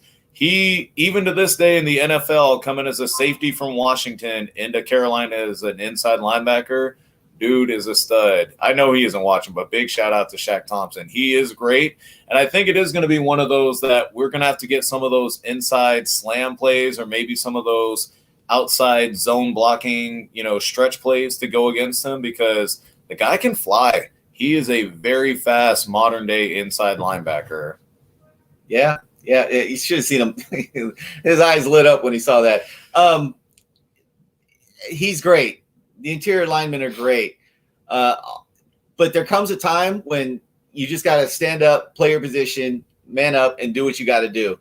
And big part of the Cowboys' victory chances this week come from just doing that. You can scheme a little bit here and there, but they're just going to have to stand up and get it done. And yeah. What better way to do it than with our tackles? Yeah. And another guy, I almost compared Michael Parsons to is Shaq Thompson, another super athletic guy. He played running back and linebacker, if I'm not mistaken, and safety. Yes, sir. And then he kind of settled in at that linebacker spot. I think they're playing him more at middle right now. Mm-hmm. I think he's a better wheel, but talent like that is just going to shine wherever you put it. Absolute stud. Yeah, somebody asked about my Cash App. Honestly, I forget to put my Cash App up, but if anybody does want to give, my Cash App is going to the bottom of the screen right now. And thank you to Lunatic for asking that question. So we talked about Hassan Reddick. We talked about Shaq Thompson. Those guys are going to make it difficult to hit the edges in those screen passes to me. This game is going to be really interesting in terms of matchups, I feel like. And like Ed said at the beginning, you could probably limit the run game to under 20 rushes. So it's going to be on Dak's shoulders and those receivers. So then we go to our next key matchup, and that'll be their corners versus our three receivers. And we talked about it early on. J.C. Horn is out. They get A.J. Bouye back. They also have Dante Jackson. And they also have Rashawn Melvin. So for you guys who aren't familiar with them, they're all 30-year-old corners. So we'll see how they hold up against these young spry bucks. Going to be a very interesting matchup. Like I talked about before, I watched the Panthers pretty in depth. They play heavy press, and they allow their front seven, particularly their front four, to do all the work. So we're going to see a lot of press on the line against our receivers. So it's going to be an interesting chess match because Dak's been getting the ball out pretty quick lately. Oh, yeah. Let's see what happens when Dak may have to hold on to it a little bit longer than he wants to, and a pass rush up the middle. Right. I got ultimate faith in Dak. I really do. Too. Especially if they keep Zeke in to chip and help with the pass blocking. Any blitzes they have, confident Zeke can handle it. I'm absolutely confident that the Dallas wide receivers can pretty much take any cornerbacks in the league. Even without Gallup. Yeah. They stepped up without him just fine. I think the Tampa Bay game plan is going to be in effect this week again. Mm-hmm. Not worried about the corners too much. Okay. And Mendoza, you keep throwing these names out. I watched every game of the Panthers. I don't know who Stanley Oliver Thomas is. So you gotta give me your weekly schooling on the obscure player that you bring up so I know where to look next. Matt O asked the question. Ed, I think you talked about this before. They traded for CJ Henderson early in the week. Do you think he plays this week? Yeah, I personally think he does. I think you're kind of going to have to just dumb it down for him, like either man coverage, deep third, shallow flat here. But at the same time, I think he's a good enough talent, and I think they're shorthanded enough to where they almost can't afford to not play him. Necessity. Yeah. Exactly. Just got to play him out of necessity. Yeah, because I believe A.J. Bouye was suspended the first 2 weeks, and last week he missed either due to injury or not being in shape or whatever it may be. Yeah. So this is his first game back, and he gets Amari Cooper or C.D. Lamb. Yeah. So it's going to be a long day for him. Yeah, like you said, good luck. You don't know what to expect from him, and it's going to be hard to rely on him that much. Yeah. Yeah, Mendoza always hits us with him every time. And Mendoza, please tell me. I don't want to look it up. You tell me who Stanley Oliver Thomas is. I think he might be the Sam linebacker because that's the only name on the defense I don't recognize, but I'll let me know. All right, another key matchup. It's a key matchup. I didn't talk about it because he's on the left tackle side. But Brian Burns, Florida State, stand up Mendoza, very talented defensive end. He's one of those guys that's going to be a perennial 9-sack-a-year guy, not one of your great DNs, but very solid. He's going to be bringing it on the edge, and he may cause Tyron some problems, but again, it's Tyron Smith who looks like he's in shape or he's healthy. Healthy Tyron Smith, yeah. Yeah. But yeah, definitely, like I said before. Go ahead, Ed, I'm sorry. No, that's okay. That's dovetails right into what I said before. This is one of the one where you're just going to have to rely on your perennial all-pro to handle his business. Yeah. I think he will. Maybe he gets beat once, maybe even twice. It's possible. And, you build that on the other side because I know one of their young, highly drafted players, Yatur Gross-Moss, he was another solid defensive end. I know he was banged up. He may still play, but the fact that he might not be 100% does bode well for Terrence Steele or Smith, whoever he lines up against. He's more of a base end, so he'd probably be on Steele more. Yeah. And I liked him, solid player. He doesn't scare me in terms of pass rush, but he definitely helps out in that run game. Very stout at the line of scrimmage. Actually, reminds me a little bit of D-Law and how he plays. I talked about that a few years ago. So one more guy we got to talk about for the Panthers, and that is the safety. Oh, what's his name? Just went blank on his name. Jeremy Chin, thank you. A guy that I loved out of Southern Illinois last year. Super athletic, height, weight, speed guy, 6'2", 220, probably 4'4". The Panthers actually played him at linebacker last year. They started the Shaq Thompson middle linebacker move after Kuechly retired, and they had this kid playing wheel. And eventually they put him at safety, and the rest was history. He probably should have won Defensive Player of the Year, Defensive Rookie of the Year last year. Yeah. But now he's back. He's their J-Ron Curse. He plays the nickel. He covers tight ends. He blitzes, great in run support. It's going to be an interesting guy to watch. I know I said a lot about him. You guys got anything to add? Because I really like him out of college. Yeah, he better ball out because their corner is about to get worked. There you go. Hey, yeah. Talking basically, we've said dude was an absolute stud. He honestly should have been defensive rookie of the year. He was that good. And I know he was underrated on a small market team that with a losing record, but dude was a stud. He was. Came from a small school, so he didn't really stand out either in terms of mainstream media. But he's a baller. And I see him matching up on Jarwin when I think about it. Like that's probably or Jarwin or Schultz, whoever it will be. But that's where I see he'll end up this game. Mm-hmm. I agree with you also. Mendoza asked about Morgan Fox. Yeah, Morgan Fox is their left defensive end right now because Matos is kind of in and out with injuries. I always mispronounce his name, but the kid from Penn State. Penn State, right? Yeah. He's in and out of injuries. Morgan Fox, just a guy. Nothing to really be concerned about.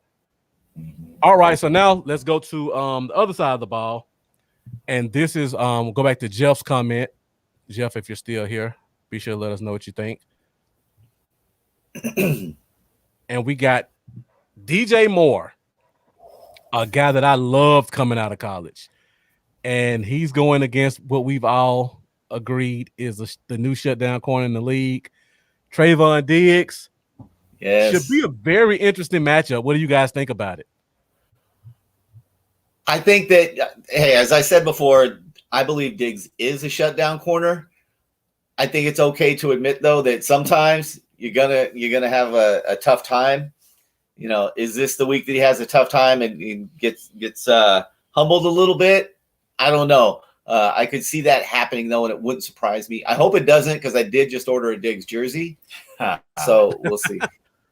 Building on what Ed said, I think DJ Moore is probably going to have about a 5-catch, 63-yard game, maybe a touchdown. Make a quick note of that. Put it down. Put it down. Only because he is a great receiver. I want to say he was a 1,000-yard receiver last year, first-round pick, and he has been building since the year he got into the league. Now he has a competent team and a deep enough quarterback with their surrounding cast. He's going to get a few. He'll probably have one athletic catch that we all say during the game, like, did he really catch that? But I think Diggs, for the most part, will bracket him down, at least when it matters, you know? Yeah. This should be a very interesting matchup. I think Moore is the type of receiver that I've been kind of wanting to see Diggs go against. Height, weight, speed guy, great route runner, young guy. I'm really looking forward to this one. I feel like we all feel Diggs is that guy. This is going to be one of those games that proves it because Moore is one of those up-and-coming guys, multiple 1,000-yard seasons. He's trying to kind of stamp himself as that next big receiver. Yeah. And this is one of those games where he could definitely do it on the big stage in Dallas. So he's definitely bringing his A game. That's going to be fun. Yeah. So then we go to the other side, and a guy that we're all very familiar with. He's not a slouch either, and that's Robbie Anderson, former New York Jet, a part of that play that completely killed us in that loss where he put the double move on Anthony Brown and on who? The house. Oh, Anthony Brown. Yeah. Double move, wide open, touchdown. So Brown's going to be covering him again this week on a better offense, same quarterback as before. What do you guys think about that offense and that matchup? Ed, you gave us the prediction for DJ Moore's stats. What do you think Robbie Anderson's stats are going to be? I think the stats are another 2 rum and cokes, but no, in terms of like actual thanks, Matt. It was Cheeto. My mistake. But it's still, I honestly think it depends on how we scheme and how we start out. If we can start out early, our offense gets ahead of the game, I don't think it'll be that big of a deal. But if it's one of those weird kind of games that it's like we're just sitting there scratching our heads, I could see him easily going for a $120 touchdown or 2, only because I think Diggs will handle his, but I don't have much faith in Anthony Brown. I don't. After seeing what happened week 1 against Antonio Brown, Robbie Anderson, very solid number 2, number 3 receiver. And yeah. I made a note on that. We'll check back in afterwards for sure. 2 Roman, please. Yeah. So I got one more matchup in the receiver group. Kind of the guy that's being forgotten, who I love coming out of college, and that's Terrace Marshall. Terrace Marshall. Yeah, Terrace Marshall out of LSU. Big, quick twitch guy. Gonna be playing in the slot. He's been relatively quiet this season, but if there's any game for him to go off on, it's this one, because he's gonna be in the slot matched up against Jordan Lewis. Mm-hmm. So it's not a lot on him, but guys, just be aware of that matchup. It could be one of those difference makers in this game. Especially a team like the Panthers, who used to love to run 12 personnel. They just traded away a tight end they really liked in Dan Arnold. So they're probably going to run a little bit more 11 this week. So we're going to see a lot more of Terrace Marshall also. Okay. And Matt O said a lot of big nickel this week, in your opinion. I agree with that also. You know, I've been saying big nickel since the offseason for this team. All right, so let's go to our offensive line. And we talked about their offensive line versus our defensive ends. Now we get to talk about our defensive ends against a guy who we're all familiar with, Cam Irving. Cam Irving is the starting left tackle for the Carolina Panthers. And he's going to get to see Micah Parsons and Randy Gregory this week. What do you guys think about that matchup? Time to eat. Somebody we're gonna be doing the eat on the defensive side too, huh? Yeah. Nobody has slowed Micah down yet. Until someone does, I'm rolling with him every time. I think you got the advantage every time with him until someone proves it otherwise. You know, and kind of like what he said, I'd be a lot more hesitant to say we're going to eat if they had a healthy Christian McCaffrey to run it down our throats. Because when we have to get, flat-footed and stop Christian McCaffrey, that's when that that passing game can really hurt us. But without run CMC, I kind of agree. I don't see how they're going to be able to stop him with Gregory or Micah. Right. Oh, yeah. Gregory was an absolute monster against Philly. Mm-hmm. So, that's going to be a great matchup to watch. Matt O says Micah's on pace for 85 pressures. Osa's on pace for 56. Yeah. That's insane for two young guys like that. Those are ridiculous numbers. Mm-hmm. All right, so we look to the opposite side of the ball. We look inside because they have a center. I think his name is Matt Paradis. He struggles quite a bit on the inside. And this week he gets to see a lot of Osa. Oh, yeah. And Carlos Watkins may be back this week also. Okay. So that should be another matchup that we should all kind of pay attention to. And the Lunatic, this is definitely a weak point to exploit. Is this game going to turn into a defensive struggle? We be like a 17-14 game or something? Man. I don't know. I do think that our defensive line or our defensive line is going to do well against these guys, especially if you said the center's having issues and Osa comes in with that high motor and just building on that confidence from last week. Let's go. I just got to be prepared for that one weird, Sam Darnold scramble for 30 yards. That's probably going to magically happen out of nowhere. We'll have no idea why. But other than that, I see our D-line putting in work against their offensive line. Yeah. It's not that one scramble. Matt O says Sam Darnold's going to be seeing ghosts this week. Again. Yes. The Lunatic says it's going to look like Ty in the second. Yeah. Ouch. Yeah, Taylor. Yeah, and thank you for bringing up the other lineman as well, Mendoza. I just know that their center looked very suspect watching their games, so that's definitely going to be a point to exploit for our defensive lineman. And all right, guys. Guard is a little injured too. Yeah, he was on the injury report. Good. All right, guys. So we talked about a lot of matchups. Are there any that I missed that you guys want to hit on? I think so. Okay. Pretty good. Yeah, no, I don't think All so. right. What about coaching? Because if it comes down to the end and we got to worry about time management, might be an issue. That one is a very interesting one because I really don't know. Matt Rule, I mean, I don't know a lot about him. I like the defensive coordinator, what he's doing with that defense, but if it comes down head coach to head coach, I really don't know because Matt Rule is just such a new guy. You know what? I slam on McCarthy a lot, especially in light of the time management stuff, but he's ready to play every week. You know what? Hey, when push comes to shove, we're going to put our injured back kicker out for a 56-yarder for a game winner in crunch time. Worked once. Hey. Hey, I'm hoping not. I'm hoping that we do a pretty good job taking care of business, and I hope, I'm with you, Matt. I'll tell you come prediction time. Yeah. All right. Yeah. All right. So we got 2 more segments to go. This is on you guys. Matt O says he predicts Wilson to have a big game this week. He'll more than likely be getting Rashawn Melvin or AJ Bouye in the slot. So he definitely will have some opportunities right there. I see the views are starting to go down. So that's kind of my indication that we've been on too long.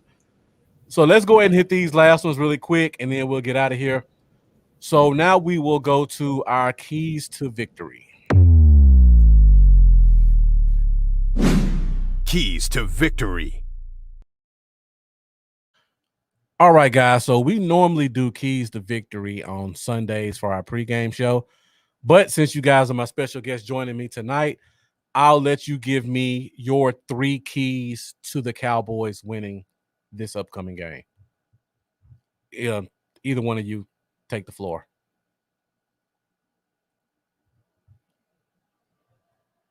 You got your mic muted. Banging your head against a brick wall.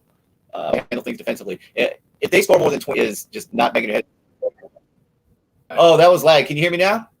Yeah, it's clear now. Okay, sorry about that. Some sort of lag happened. Use that same Tampa game plan. Yeah, that game plan of don't bang your head against a brick wall. And part of my game plan is just put high pressure on Sam Darnold. I get they're 3-0. I get he has a decent team now, but I personally haven't seen enough out of Sam Darnold to really feel that when push comes to shove, he can lead his team to victory. So, make him earn it. If Sam Darnold can beat us again, then Sam Darnold beats us again. But that would be my game plan. Yep. Okay. All right, guys. So we'll close it out. Hour 53 minutes. Last thing we'll do, and everybody who's still watching, we'll come back and do this again on Sunday. So join us this Sunday, 11:30 Central Standard Time for our pregame show. But we'll let our special guest give us their game prediction score right now, if you have one. I hadn't dove that deep into it yet, but just on a quick note, I'd say 31-24 Cowboys. Okay, Make a note right here. 27-20 Cowboys. Should have been 28, but Greg Zuerlein missed an extra point. But I'm calling it 27-20. 27-20. Okay, pretty close game. How about you?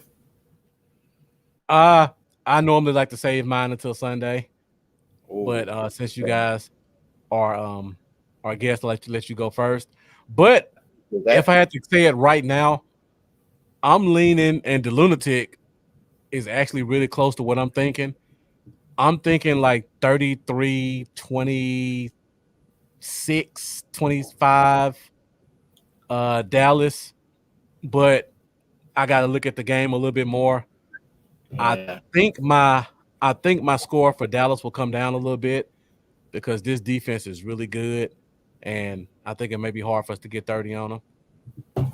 So as of right now, I say 34-25, 33-25, and we'll see what happens after that. All right. I like it. All right. See, we got some scores coming in. So, guys. I like it, Matt. Oh, yeah.